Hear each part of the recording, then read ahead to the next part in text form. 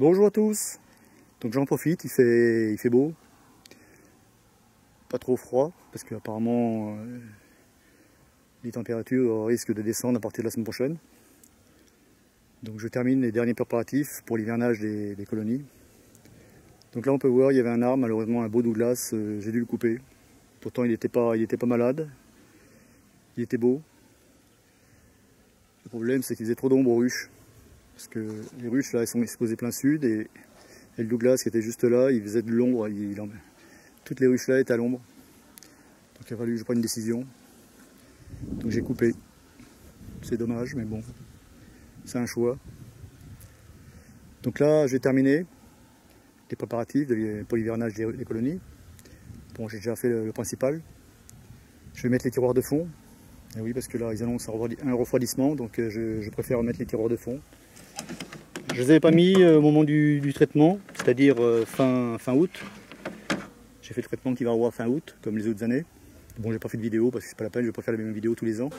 Donc là, j'ai déjà réduit les entrées. Tu peux voir, j'ai mis les portes, même les réducteurs. C'est important de mettre les réducteurs parce que ça évite le pillage. J'ai penché légèrement les ruches vers l'avant. Mais bon, avec les planchers Nico, bon, on n'est pas vraiment obligé parce qu'ils sont aérés, donc l'eau elle peut s'évacuer à travers. Il n'y a pas de problème. On peut voir, c'est l'effervescence quand même, un petit peu. Elle profite des dernières belles journées. Et oui, ils n'ont pas eu l'occasion cette année de bien profiter comme elles devaient. À cause du mauvais temps, on a eu, à chaque millier pratiquement, on a eu de la pluie. Donc elles ne pouvaient pas sortir. Et, même le miel de sapin cette année, le miel là, il a été rincé. Il n'y a rien eu du tout. Je n'ai pas fait de récolte cette année. Pas de récolte de printemps, ni de récolte d'été. Et oui, les années se suivent, mais se ressemblent vraiment pas là. L'année dernière, c'était vraiment l'inverse. Je n'avais jamais fait une récolte aussi importante. Mais cette année, c'est 0 kg, rien. J'avais laissé quelques hausses fin juillet. J'avais enlevé celle qui était vide, j'avais laissé celle avec un peu de miel. Et fin août, au moment de les enlever, il n'y avait plus rien dedans, ils avaient tout consommé. Et oui, malheureusement, le problème c'est que si elles ne peuvent pas rentrer de provisions, la reine, elle va réduire sa ponte, forcément derrière, les colonies seront moins populeuses, donc elles ne pourront plus sortir suffisamment pour ramener des quantités importantes. Donc elles se nourrissent, mais c'est tout juste parce que malheureusement j'ai une colonie qui est morte de faim. Donc il y avait un problème, je pense. Donc voilà comment on reconnaît une colonie qui est morte de faim. On voit les abeilles qui sont dans les alvéoles, la tête dans les alvéoles, voilà. Elles sont entrées dedans et elles sont mortes parce qu'il n'y avait plus rien. Le cadre est complètement sec, il n'y a rien dedans. Toutes les abeilles sont dedans, mortes de faim. Et pourtant ça c'était parce que c'était fin août, parce que fin juillet j'avais laissé des hausses et j'avais contrôlé les ruches, il y avait suffisamment de réserves pour moi. Mais malheureusement elles n'ont pas pu récolter. Bon, je pense que c'était un problème aussi avec la reine parce que la colonie était vraiment faible. Il n'y avait pas de couvain dans la ruche.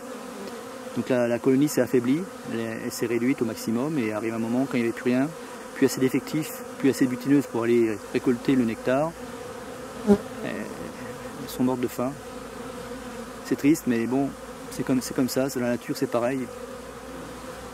Donc cette année, surtout que là, on n'a pas eu, quand j'ai fait la visite, là, fin août, dans les ruches, il n'y avait pratiquement pas de miel, pas de réserve, rien du tout, c'était catastrophique, c'est la première année que je vois ça. Donc j'ai dû nourrir en urgence quand même, j'ai dû acheter du sucre et faire un sirop, parce que j'avais pas de miel de réserve non plus.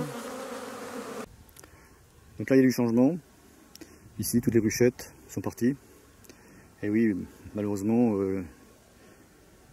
début septembre quand j'ai fait la visite d'hivernage j'ai dû renforcer certaines colonies, j'ai utilisé ces essaims là pour renforcer les colonies. Donc là déjà il y a une ruche. Cette ruche là en fait elle était là-bas au fond. Ce que j'ai fait, je l'ai rapproché ici et j'ai réuni une ruchette avec parce qu'elle était un peu faible.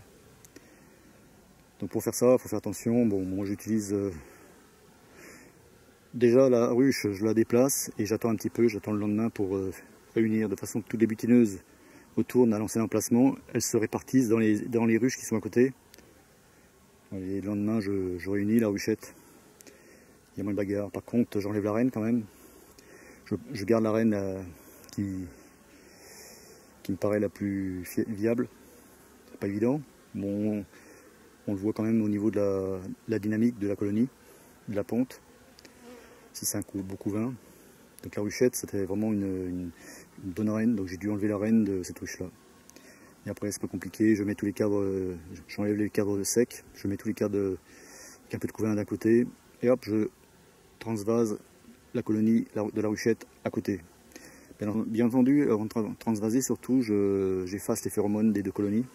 Avec, bon, j'utilise un petit pulvérisateur avec une solution d'eau et de thym. En même temps, dans l'eau, je mets un peu d'acide oxalique parce qu'en même temps, je fais le traitement, comme je fais d'habitude, le traitement des varrois, de façon à éliminer le maximum de varrois phorétiques. Bon, ça n'empêche pas que je fais quand même un traitement avec les fameuses lanières, là. Les bandelettes qu'on met dans les ruches, que tout le monde connaît, c'est la molécule, c'est la nitrase. C'est important de traiter à cette époque-là parce que le problème, c'est que là, les ruches sont quand même infestées. Donc, bon, je traite. Bon, je vais pas le répéter, j'ai fait d'autres vidéos là-dessus. Donc, j'ai conservé une seule ruchette en fait. C'est une colonie qui était vraiment dynamique, donc j'ai laissé. Donc, j'en ai partitionné aussi pas mal avec des partitions, comme je fais d'habitude. C'est les cadres, les vieux cadres. Je mets du polystyrène extrudé dedans. J'ai dû en faire en urgence parce que j'en avais plus assez. J'en ai partitionné pas mal là cette année. Ah, et oui, les colonies n'étaient pas assez populeuses. Donc il faut adapter en fait le volume de la ruche à la colonie en fait. Il faut qu'elle occupe la colonie, il faut qu'elle occupe tous les cadres. Donc il faut serrer s'il y a des cadres inoccupés, enlever les cadres vides, les resserrer. Donc c'est ce que j'ai fait. Donc là on voit bien, elle rentre du pollen quand même. Donc là je vais continuer, je vais terminer le nourrissement parce que cette année c'est vraiment catastrophique comme je disais. Elles n'ont pas de réserve. Donc là c'est bon, on est en fin d'après-midi, je vais pouvoir nourrir. Donc c'est pareil, bon, nourrissement c'est sûr que c'est pas obligatoire, dans la nature les abeilles se débrouillent. Mais le problème, une année comme on a eu cette année, si on nourrit pas, si j'avais pas nourri, là, toutes mes colonies seraient mortes de faim. On ne peut pas dire que c'est l'apiculteur qui a prélevé le miel. J'ai rien prélevé, j'ai pas fait de récolte, pas de récolte de printemps, pas de récolte d'été. Donc forcément, là, si j'avais pas nourri, toutes mes colonies seraient mortes. Donc dans la nature, c'est pareil, les colonies meurent, on ne se rend pas compte, parce qu'on ne sait pas où elles sont. Et il y en a quand même pas mal qui meurent de faim aussi. Donc il ne faut pas se mettre dans la tête que c'est parce que l'apiculteur prélève le miel que les colonies, en fait, elles ont plus assez de réserve pour passer l'hiver, c'est faux. Donc c'est pour ça que quand on est responsable d'un élevage comme celui-là, on est tenu de prendre soin de ces abeilles. Donc pour ça, il ne faut pas hésiter. Quand on voit qu'il n'y a pas assez de réserve, il faut nourrir. Donc il n'y a pas 36 solutions. Soit on achète du sirop dans un commerce apicole, soit on fait son sirop soi-même. Bon, c'est vrai que c'est pas compliqué, on achète du sucre et il y a juste à faire chauffer l'eau, mélanger et terminer. Rajouter un peu de vinaigre de cidre. Voilà. Parce que c'est pareil, quand on fait son sirop, il faut faire attention au dosage. On peut pas, comme ça, là, à cette époque-là, il faut donner un sirop lourd, c'est-à-dire un sirop avec peu d'eau. Donc si vous faites un sirop à 50-50, c'est-à-dire 50% de sucre et 50% d'eau, forcément, il ne va pas se conserver et vont être obligés de travailler pour ventiler, pour pouvoir descendre le taux d'humidité à 17%. Tandis qu'un sirop lourd, le sirop qu'on donne à cette époque-là, qu'on dit c'est un sirop qui fait 70% de matière sèche et 30% de liquide, d'eau. Donc ce sirop-là, il est préférable à cette époque-là parce que ça leur demande moins de travail. Voilà. Donc il faut faire attention quand on donne du sirop, suivant l'époque à laquelle on le donne. par exemple, fin juillet, j'avais donné un petit sirop de stimulation. Donc là, j'avais pris du sucre parce que j'avais pas de sirop, donc j'avais pris du sucre. J'avais fait mon sirop moi-même. Donc là, c'était du 50-50. Donc là, c'était un sirop pour stimuler, en fait, pour relancer la ponte de la reine. J'avais mélangé un peu de, j'avais fait une infusion de thym que j'avais mélangé avec pour stimuler les abeilles. C'est tout. Donc c'était pas un sirop de nourrissement pour le stockage, en fait. C'était un sirop de stimulation. Donc moi, je préfère qu'elle prenne le sirop maintenant, de façon qu'elle le répartisse un peu dans la ruche. Donc, par contre, donc là, je vais y nourrir, je vais faire le complément. Donc celle-là, ouais, on va regarder un petit peu. Elles sont légères, elles sont vraiment légères cette année. Elles sont trop légères.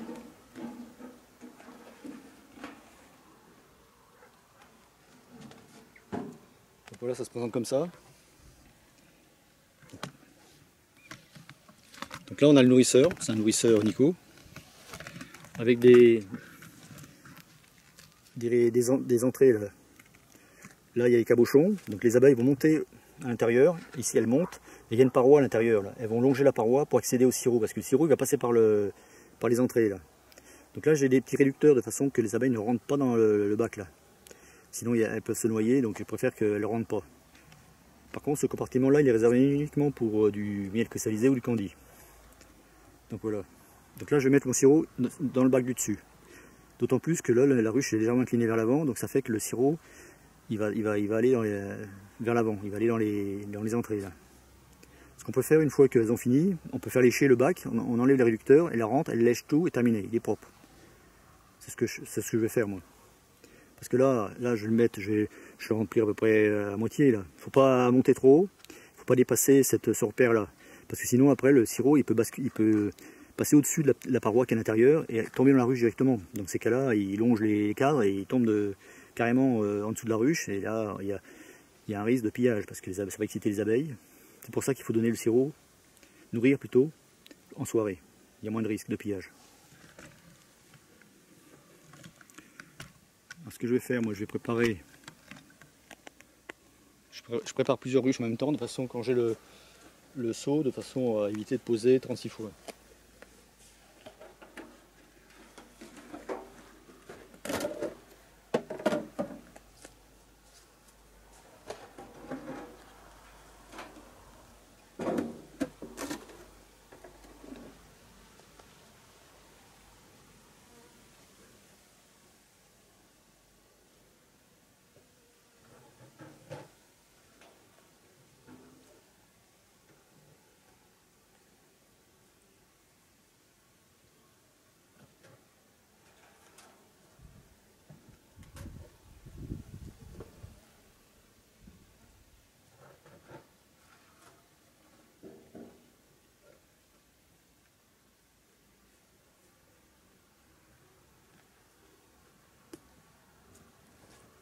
Donc voilà, là je vais faire un petit complément. Donc là il y en a certains qui n'ont pas besoin, donc je n'ouvre pas. Donc je prépare comme ça, de façon. C'est pour ça que je préfère faire ça le soir, parce que le temps de vider, d'ouvrir, de fermer, elles ont le temps d'aller dans les bacs et elles peuvent se noyer.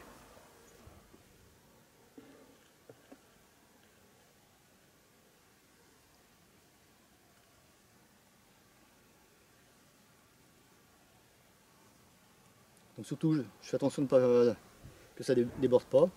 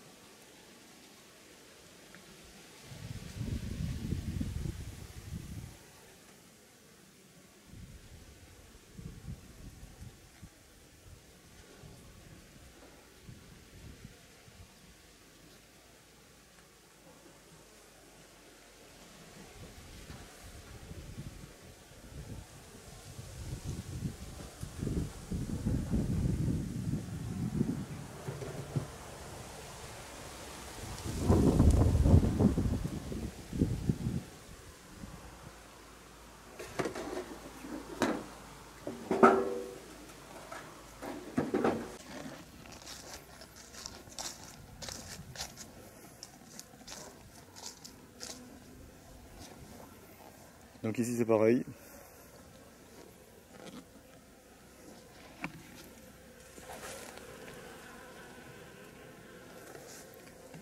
Il faut dégager aussi les entrées. J'enlève les herbes qui se mettent devant. Ça les embête. Ça les agace. Allez hop. Voilà, comme ça. C'est mieux.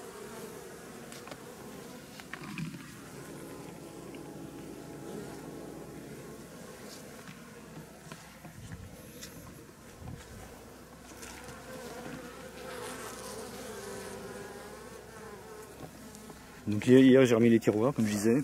Je vais voir ce qui... Donc on peut voir, elle ramène encore du pollen, pas mal de pollen. Donc bien entendu les tiroirs, il faut percer les trous de façon que l'eau puisse s'évacuer.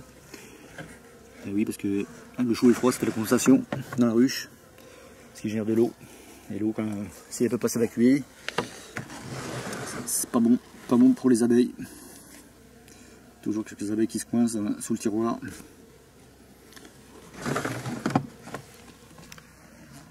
Donc là, le lendemain, ce que je fais dans les nourrisseurs, une fois qu'elles ont consommé le...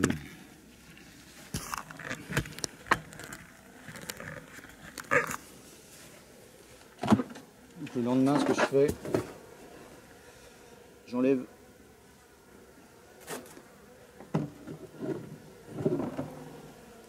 donc voilà, là j'avais mis le sirop hier, juste dans le bac du haut. Donc le lendemain, là elles ont tout consommé, il n'y a plus rien. Donc le lendemain, j'enlève les réducteurs, parce que les réducteurs empêchent les abeilles de se noyer en fait. Par contre, je les enlève le lendemain pour qu'elles puissent nettoyer l'intérieur du bac, parce que sinon, ça restait comme ça jusqu'au printemps. On les voit déjà, elles viennent chafarder les dernières. Allez, je vais refaire, sinon je les coince dedans. Barre-toi. Ouais. Faut faire attention, parce que là, sinon, on peut déclencher un pillage si on fait couler du sirop.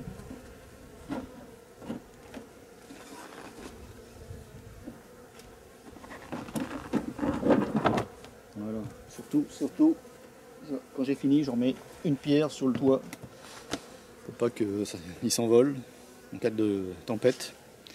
Ça m'est déjà arrivé.